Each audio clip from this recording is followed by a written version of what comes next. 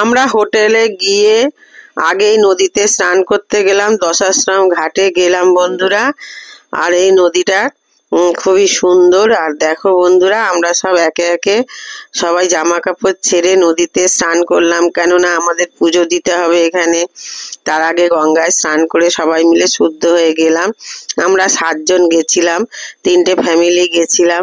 তারা সকলেই একে একে সবাই স্নান সারলো।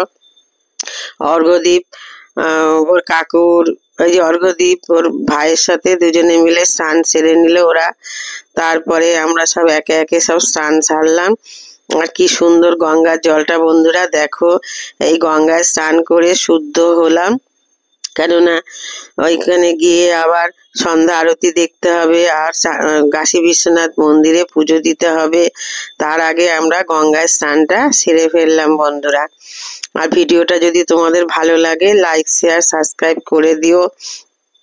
অনেক কষ্ট করে ভিডিও করলাম, মানে কি বলবো তোমাদের, অনেক পরিশ্রম করে বেনারসে গেছি, অনেক কষ্ট করে গিয়ে তোমাদের জন্য এই ভিডিওগুলো করলাম, তোমাদের দেখার জন্য। তোমরা